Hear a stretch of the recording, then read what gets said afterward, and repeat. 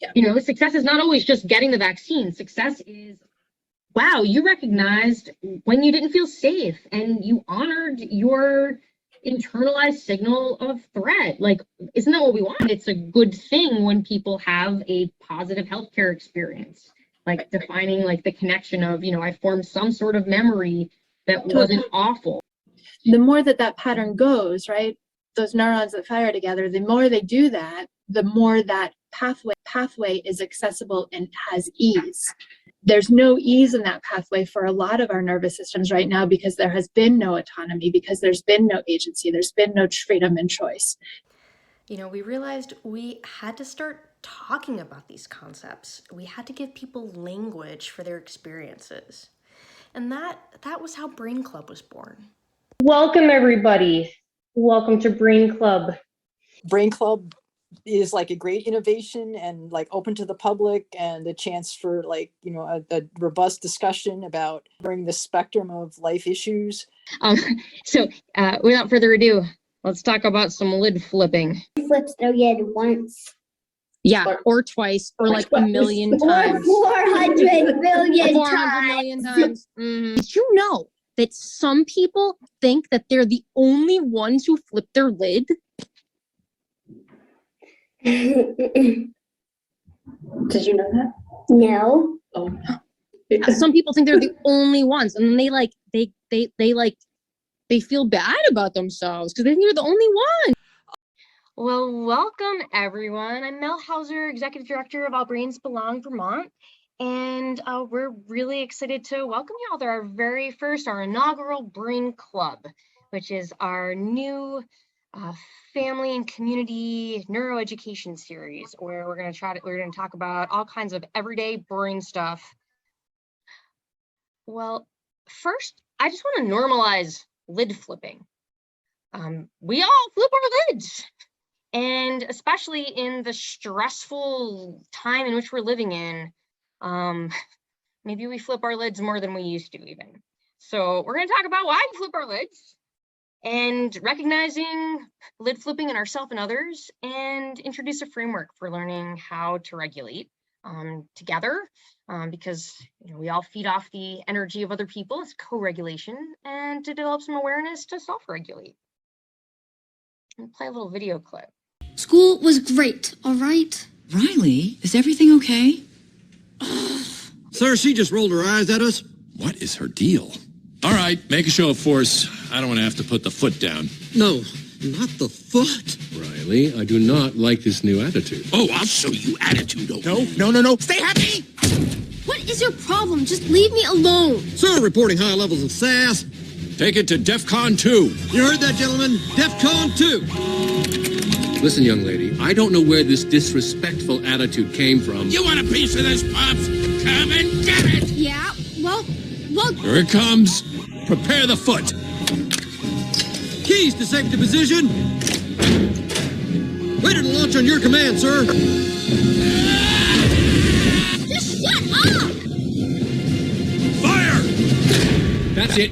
Go to your room. Now. The foot is down. The foot is down.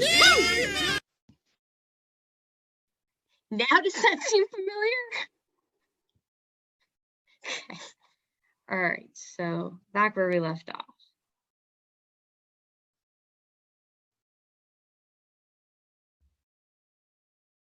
So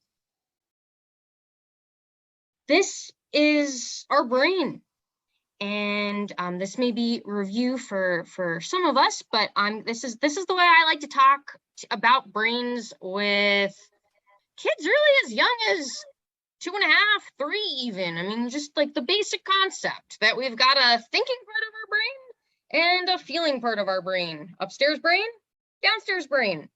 Upstairs brain does all of the thinking and the planning and the decision making and the sorting things out. Downstairs brain keeps us safe. That's the point of downstairs brain. Monitoring the environment, monitoring when things are safe or not safe, and when something's experienced as a threat. And this is a model borrowed from Dan Siegel and Tina Payne Bryson, where you flip your lid Trigger, flip your blood, downstairs brain comes out. When downstairs brain is out, all bets are off. And we know this in our daily lives. You can't think, you can't plan, you don't make good decisions, you say things you don't mean. All bets are off when downstairs brain comes out because, thank goodness, downstairs brain is trying to keep us safe. But when downstairs brain's out, a lot of havoc, a lot of chaos often does unfold. And so first step is just recognizing that when downstairs brain says something, does something, destroys something, it's coming from a place of self-protection and really cannot be held to the same standards of upstairs brain. That doesn't mean we want to be destroying the world around us. And that's where this next piece is going to come in, of recognizing when downstairs brain has taken control of the situation, when downstairs brain has hijacked behavior as a form of communicating that we are not feeling safe. Becca, anything you want to add to this concept? No, I don't think so. I think that sort of knowing that it's not, it's not intentional, it's a safety mechanism is important to keep in mind, especially as, a parent. Yeah. It's really hard because sometimes it's easy to recognize when downstairs brain has seized control, but sometimes it's a little bit more subtle. So that's what we're going to talk about next, part 2, recognizing dysregulation. So the clip we just watched, I think, was a good example of a more overt, an obvious sign of not being regulated, not being calm. But there's all kinds of more subtle ways this presents. We'll watch one more example of a fight kind of response. This will pass. She'll eventually just burn herself out. That's what you think! I am an eternal flame, baby! You don't know me! How could I possibly not know you? We always fuse. Hey, it's okay, pal. We can still save this. Why don't we just bag these up to go and... Ah, jeez. And that's an example of when someone's fight response influences another person's fight response. Like every day in my house. That's what happens. We don't just have co-regulation where we can calm one another down. We can co-dysregulate all the time. And I think that if we were a perfectly calm being and we saw someone in our house having a response of throwing plates, we might be able to recognize that as such and wait it out. But that's not how it works. How it works is someone flips their lid, our own downstairs brain perceives that, experiences it as threat, remembers the last time or other previous times when lid flipping has gone out, has that emotional memory within downstairs brain, because downstairs brain is so closely connected to our memory centers, and we flip our lid. And then person sees our lid flipping, flips again. And that's how this whole thing continues to escalate, co-escalation. But even without throwing plates and screaming, what are the other ways? What are the other F's of dysregulation? It might be running away, leaving the room, slamming doors abruptly, leaving the house even, running down the hallways at school, flight, I have to get away.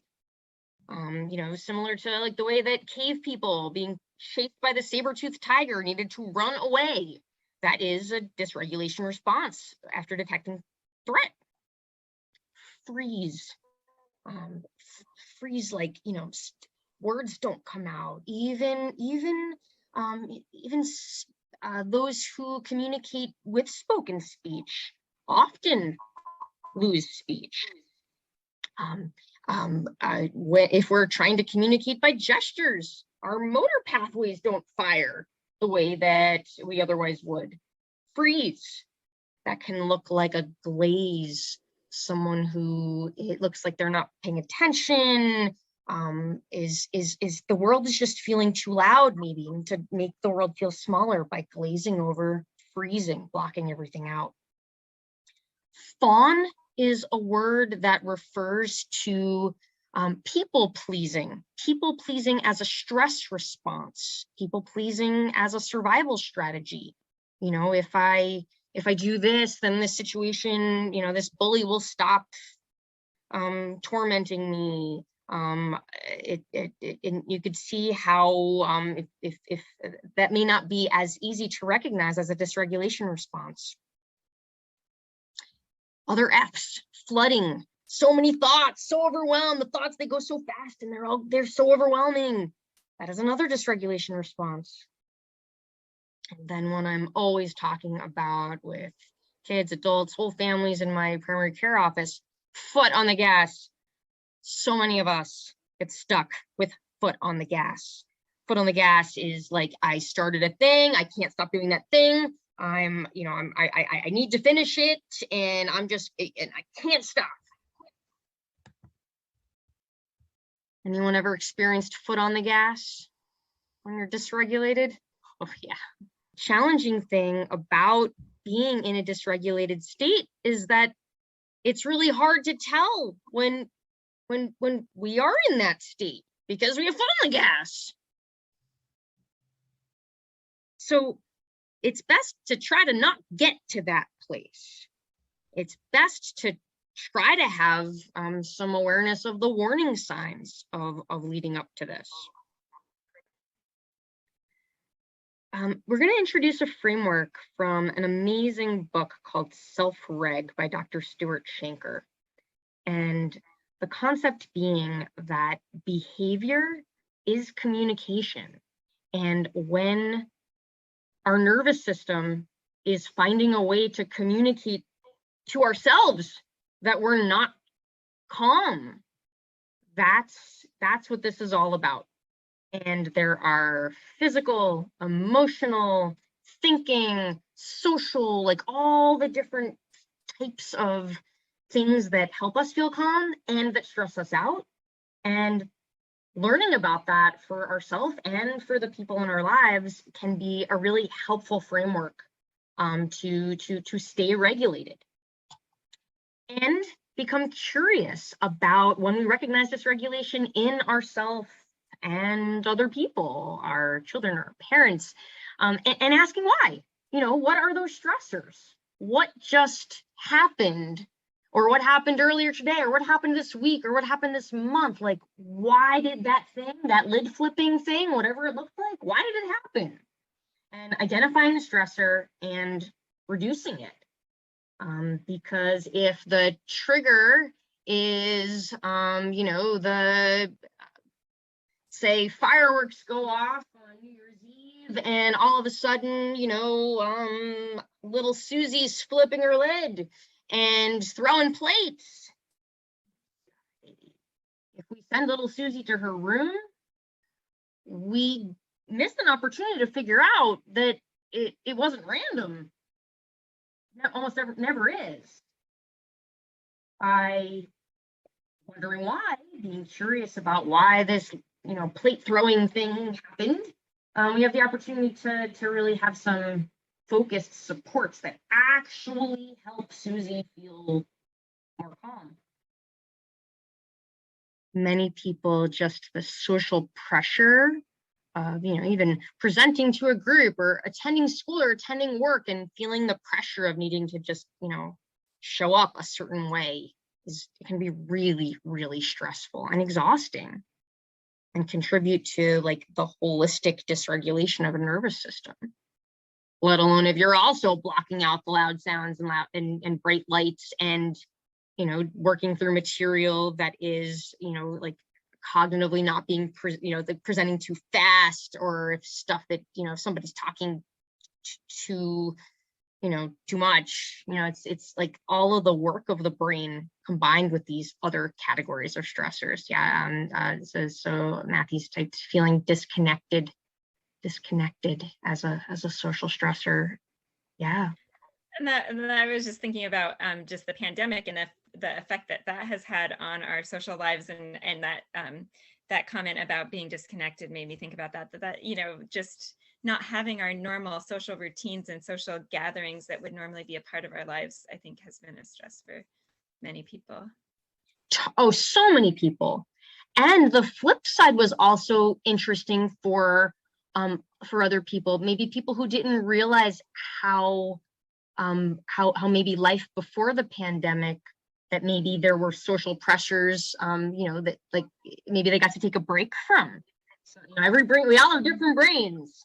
And so, I would say, just as common as, the loss of connection by the in-person gatherings being thrown off, I think just as common is the flip side. Although it's for all of this, it could, it's not like, oh, I'm a person who always wants to be around other people, or I'm a person who always wants to be by myself. It's really it's context specific, and in all these categories, like if I'm hungry and tired, I might want to be by myself, but if I am regulated in my other categories, maybe I want to be around other people. So just thinking about ourselves, that whole equation, and how this all plays out. So first step, developing an awareness, of what makes us stressed, and if we are thinking about our family members or other people close to us, and we want to think about, what are these patterns that make them stressed? Because then it's kind of predictable when dysregulation shows itself, or maybe we can try to prevent dysregulation by accounting for those stresses, balancing them. Because for every stressor, we need to offset that by things that make us feel calm, thinking through the physical, emotional, cognitive, or thinking social things that make us feel calm. And we are here to talk about family relationships and co-regulation this month. And for our first week on this theme, I am pleased to introduce Hannah Bloom, the pediatric occupational therapist and president of our All Brains Belong Board of Directors, who's here to present attunement and attachment. There's no one right way to show love. Hello all, I am Hannah. I am a pediatric occupational therapist and have a long practice of working with families and individuals on regulation, specifically both sensory integration regulation and co-regulation and family systems regulation. If you could talk a little bit more about shame, processing through and out of shame, whether it be for ourselves, about us as parents, and how we cultivate lack of shame in our children. Can I comment on the shame in children thing? So I have found, so when I think about shame, I love Brené Brown's work on shame. And I think about, that her 4-step process of like first recognizing shame, telling someone about it, because almost always they say me too, and then reflecting on, like what was it about this situation that made me feel shame, and then fourthly, like when you're really regulated, being able to zoom out and think about the societal structures that led to that, that internal thought that drove the shame.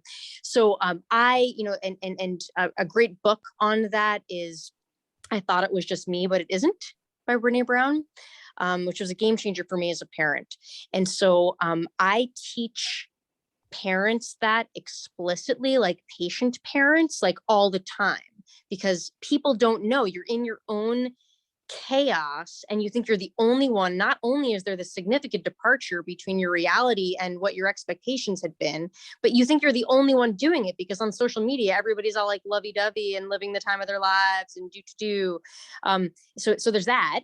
But then as it relates to kids, I am routinely talking about flipping my lid to kids. They love it. They love it. They have no idea. They have no idea that other people flip their lids to the extent that they do. And I tell stories, general stories about other people flipping their lids. I think just like, just naming the thing, like this thing that's happening to you, it's a thing. Because I mean, I remember as a kid, I remember being like a young kid being like, I am the only one who is like having this situation happen.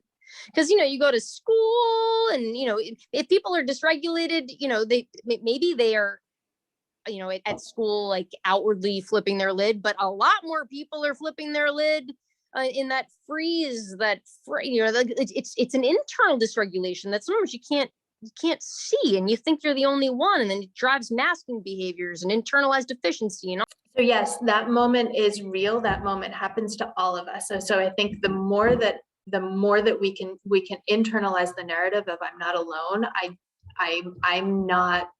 I'm not a monster, pretty much is what it's got to be. Like I have to tell myself over and over again, I am not a monster. This is a normal human brain reaction to a sensory overload, to a painful, noxious stimuli. Then the repair comes. So after that belief in yourself, then the repair comes. So then being able to return to connection, return to attachment and attunement of, and so this is also being able to cue safety to the nervous systems around us. The more practice our nervous systems have at returning to safety, the easier that becomes in our brains. The internal dialogue is huge. I mean, and I think the more we say it out loud, name it to tame it, just being able to say again, like, I'm not a monster, I'm having a big feeling. I can come back to this. With practice and time can change.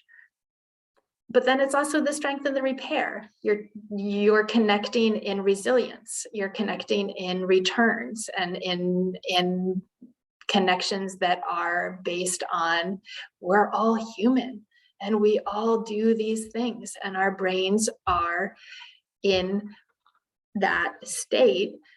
Doesn't mean it's constant. That state changes.